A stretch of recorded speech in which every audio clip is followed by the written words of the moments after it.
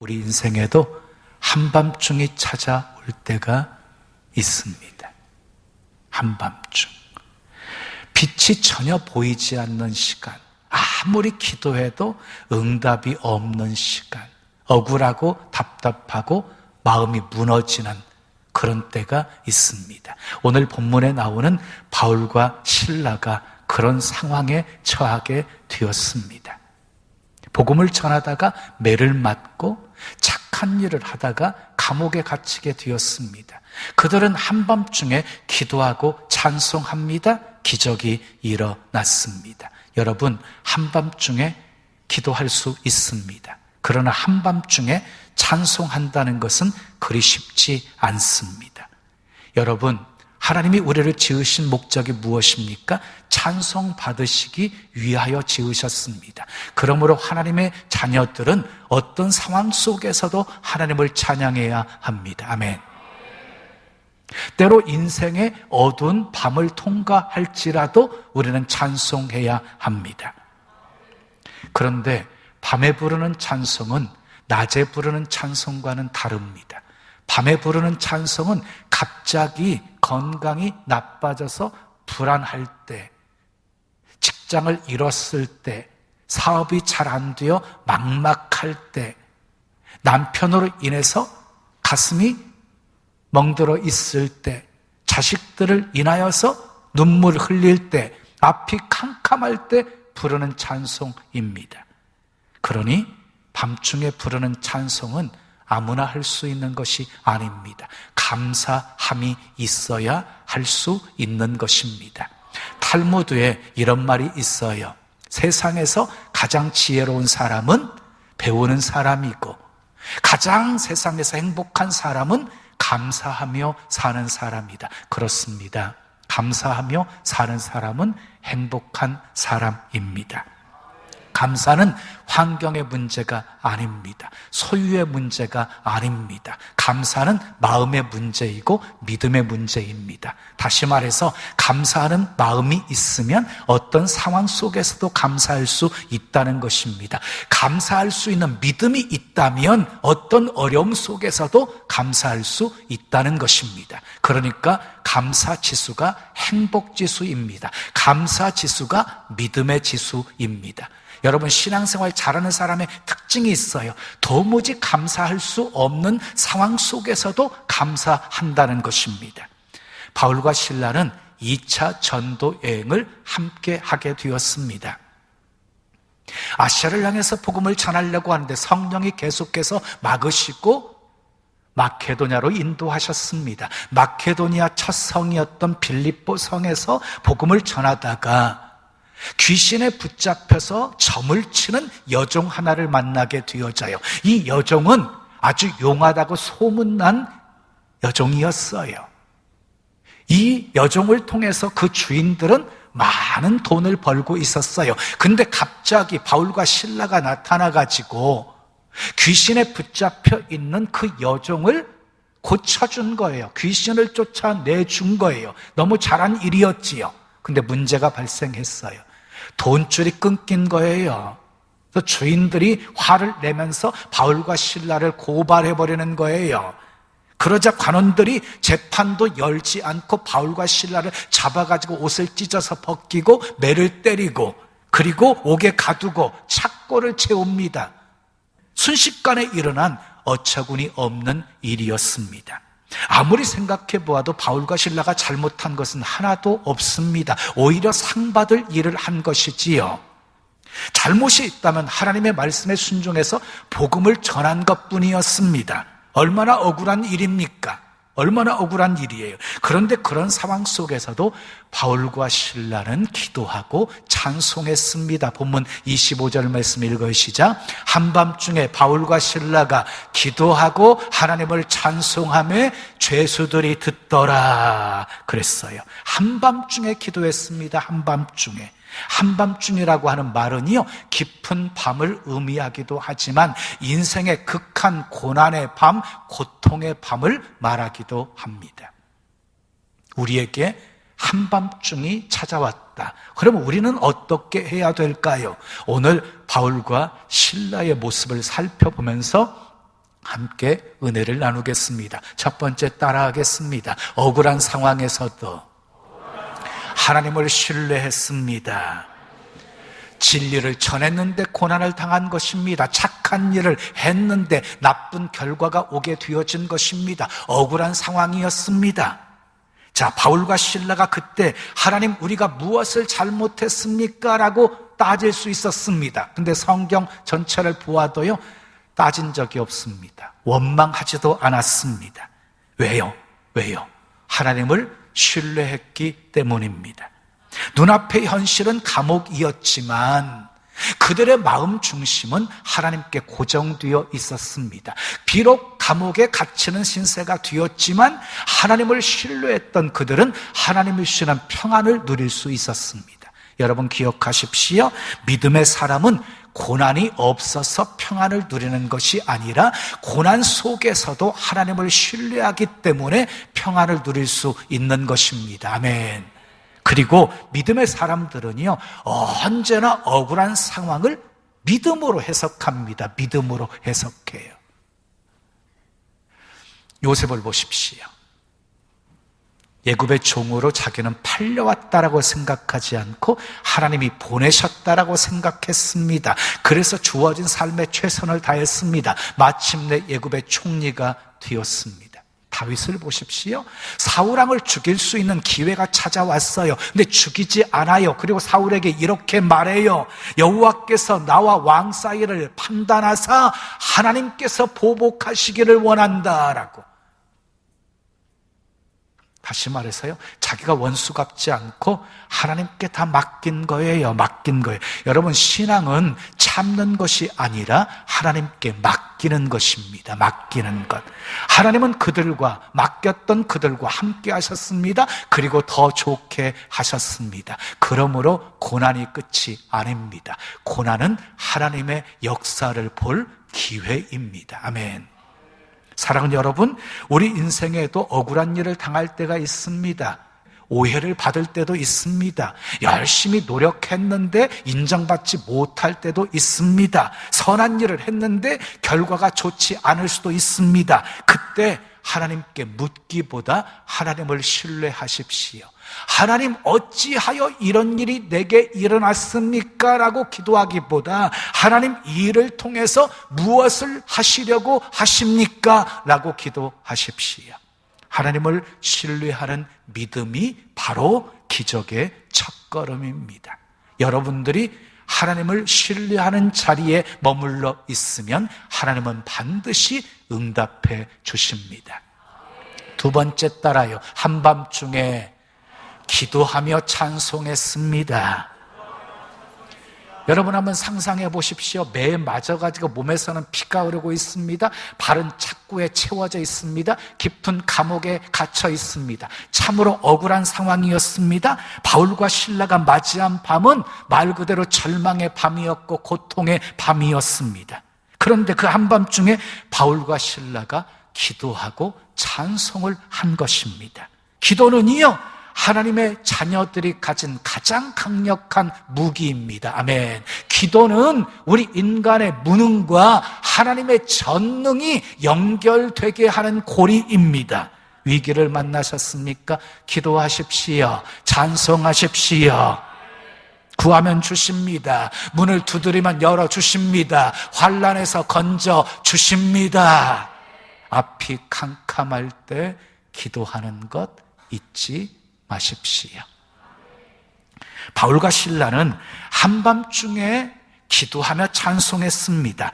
바울과 실라가 부르는 찬송은 신세 한탄하면서 억지로 부른 노래가 아니었습니다. 감사의 찬송, 기쁨의 찬송이었습니다. 25절에 찬송하매라는 말이 나오는데 헬라어로 쉼눈이라고 합니다. 쉼눈은 미완료 과거 동사입니다. 미완료 과거 동사. 무슨 말이냐면 잠깐 부르다가 멈추는 찬송이 아니라 계속해서 부르는 찬송이었다는 것입니다. 그리고 바울과 실라가 불렀던 찬송은요, 조용히 그냥 읊조리는 그런 노래가 아니었어요. 감옥 안에 있던 모든 죄수들이 다 듣도록 큰 소리로 부르는 찬송이었습니다. 듣다에 사용되어지는 헬라어 동사가 아쿠오인데, 그런데 25절에서 듣더라라는 말은요, 헬라어 동사 에파크로아우마이라는 단어를 쓰고 있거든요. 이게 무슨 말이냐면요, 그냥 듣다라고 하는 아코라고 하는 그런 의미가 아니라 우리 신앙송을 할 때라든지 연주할 때라든지 노래할 때 깊은 관심을 가지고 경청하는 것, 그리고 기쁘게 듣는 것을 말하는 특수한 동사예요. 그게 에파크로아우마이예요.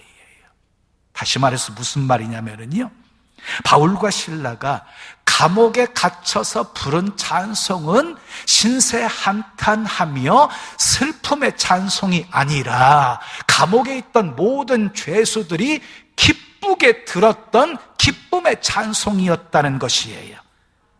여러분, 감옥에 갇혀 있는데 무엇이 좋아서, 매를 맞아가지고 온몸이 욱신거리는데 무엇이 좋아서, 발에 착고가 채워져서 여러 면으로 불편한데 무엇이 좋아서 이렇게 기쁨으로 크게 찬송을 부를 수 있었던 것입니까? 이유는 하나입니다.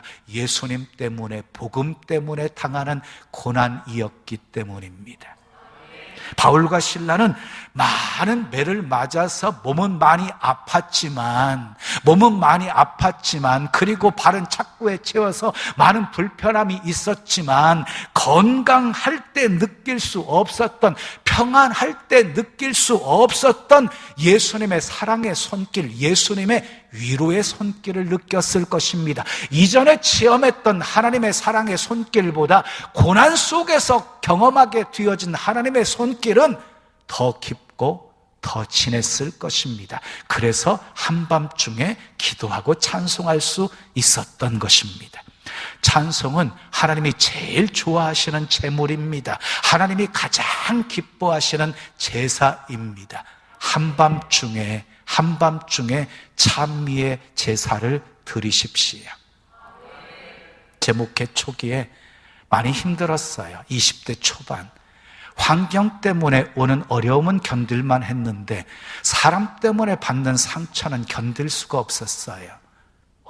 예배당 한켠에 방 조그맣게 만들어 놓고 세면바닥에 스티로폼 깔고 거기다가 이제 장판 깔고 거기서 지내면서 목회를 했었거든요. 가끔 이제 성도들이 예배당 찾아와가지고 기도하잖아요. 혹시나 울음소리가 밖으로 새나갈까봐 입을 뒤집어 쓰고 통곡하면서 울었었어요. 참 많이 울었어요. 그런데 그렇게 울다 보면은요, 하나님이 제게 찬송을 주셨어요. 그때 많이 불렀던 찬송이요, 괴로울 때 주님의 얼굴 보라예요. 음쳐주세요. 우리 함께 찬양해 볼까요?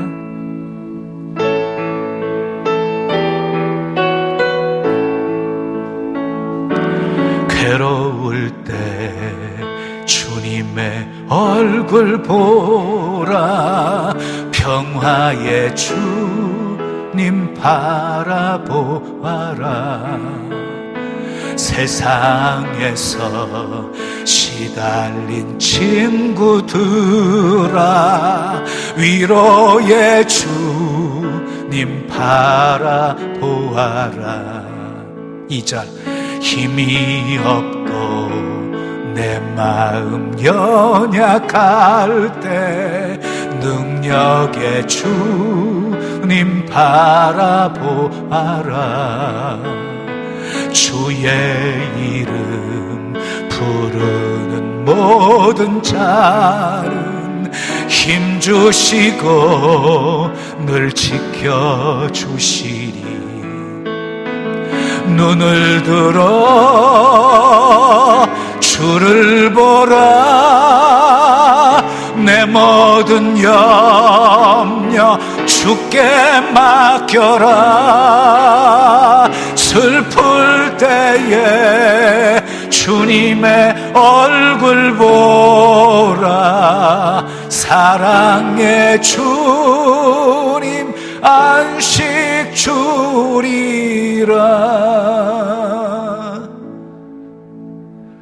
처음에 찬양할 때는 통곡하면서 울면서 찬양하다가 나중에 찬양할 때는 기쁨으로 찬양했어요. 찬양하고 나잖아요. 내가 언제 사람 때문에 상처받아서 툭툭 털고 다시 일어나서 힘차게 사역하게 만들어 주셨어요. 찬양의 능력이었어요. 바울과 실라가 어떻게 가장 극한 상황 속에서도 이렇게 기도하고 찬송할 수가 있었을까요? 고린도후서 4장 8절에서 10절 말씀에 바울이 이렇게 고백하고 있어요. 함께 읽어요. 시작. 우리가 사방으로 우겨싸움을 당하여도 쌓이지 아니하며 답답한 일을 당하여도 낙심하지 아니하며 박해를 받아도 버림받지 아니하며 거꾸러뜨림을 당하여도 망하지 아니하고 우리가 항상 예수의 죽음을 몸에 짊어짐은 예수의 생명이 또한 우리 몸에 나타나게 하려 함이라. 바울처럼 예수님을 바라보는 사람은 사방으로 우겨싸임을 당해도 기도하고 찬송합니다. 억울한 일을 당하고 박해를 당하고 거꾸러뜨림을 당하고 감옥 안에 있을지라도 기도하고 찬송합니다. 아멘 하십시오.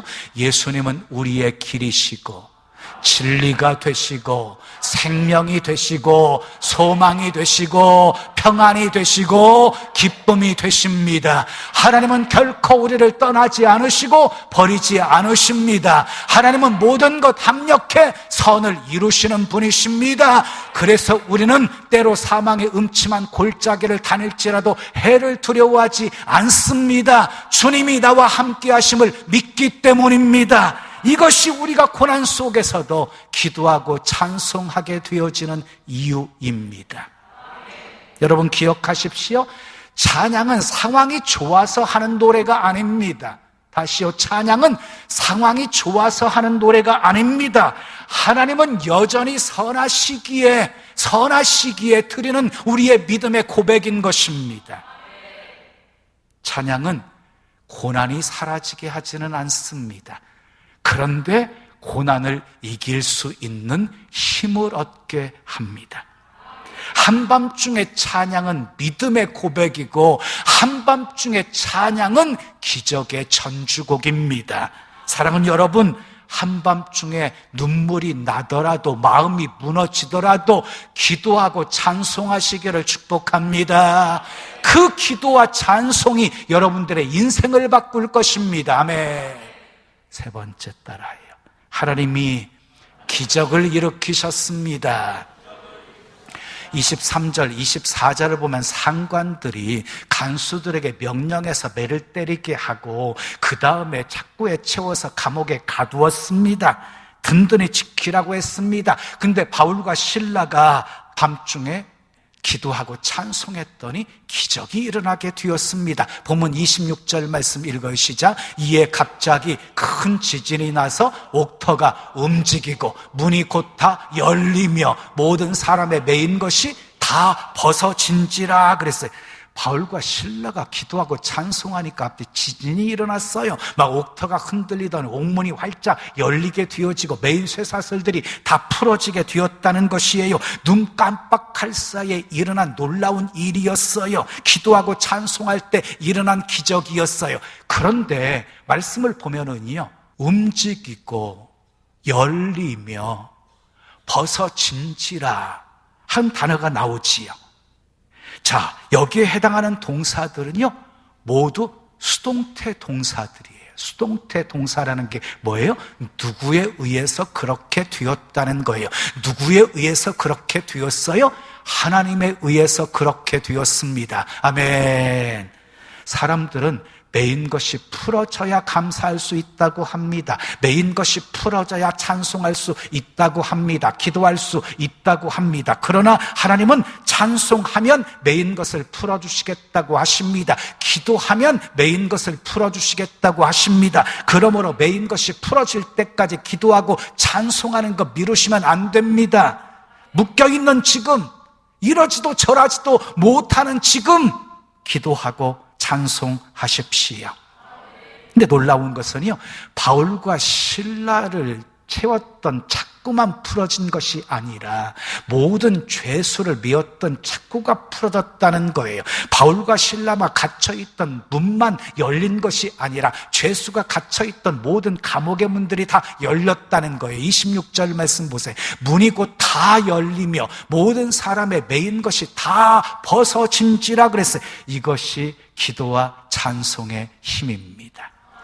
역대하 20장을 보면 유다왕 여호사밧 왕 때 모압과 암몬과 마움 사람들이 연합군을 형성해서 유다를 침공해 들어왔어요. 여호사밧 왕이 이스라엘 백성들의 금식을 선포하고 기도해요. 오직 주만 바라보나이다 하고 기도해요. 그리고는 노래하는 사람을 택해서 거룩한 예복을 입히고 군대 앞서 행진하면서 찬양하게 해요. 여호와께 감사하세 그 인자하심이 영원함이로다. 여호와께 감사하세 그 인자하심이 영원함이로다.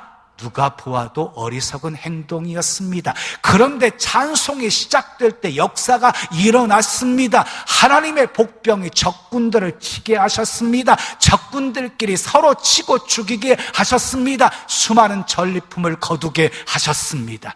위기가 복이 되었습니다. 사랑하는 여러분, 무엇이 여러분의 가정을 막고 있습니까? 무엇이 여러분의 가정을 메고 있습니까? 여러분이 가정의 바울과 실라가 되십시오. 한밤중에 기도하십시오. 찬송하십시오. 그러면 닫혔던 문이 열려지게 될 것이고 메었던 것들 다 풀어지게 될 것입니다. 자, 마지막 네 번째 따라요. 간수의 마음 문이 열렸습니다. 간수는요, 지진이 나고 옥문이 다 열려져 있는 것을 보고 죄수들이 다 도망갔다고 생각해서 칼을 뽑아서 자결하려고 했어요. 그때 바울이 소리를 칩니다. 내 몸을 상하게 하지 말라. 우리는 다 여기에 있다. 그 한마디 말에 간수의 마음이 무너졌습니다. 감옥의 문보다 더 단단했던 간수의 마음의 문이 열렸습니다. 그는 떨면서 물었습니다. 선생들이여, 내가 어떻게 하여야 구원을 얻으리까? 그때 바울의 대답은 아주 단순했습니다. 주 예수를 믿으라. 그리하면 너와 내 집이 구원을 얻으리라. 그날 밤에 간수가 바울과 실라를 데려다가 매맞은 곳을 씻겨주고 온 가족과 함께 세례를 받습니다. 그리고 바울과 실라를 위해서 음식을 차려주고 그와 온 집안이 하나님을 믿음으로 크게 기뻐했습니다. 기적의 진짜 목적은 감옥의 문이 열리는 것이 아니라 영혼 구원이었습니다. 영혼 구원. 하나님은 우리의 기도와 찬양을 통해서 수많은 사람들의 마음의 문을 여십니다.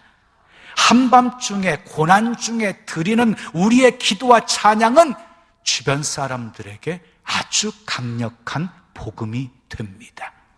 사랑하는 여러분, 바울과 실라는 감옥이라고 하는 현실 속에서도 하나님을 향한 믿음을 잃어버리지 않았습니다.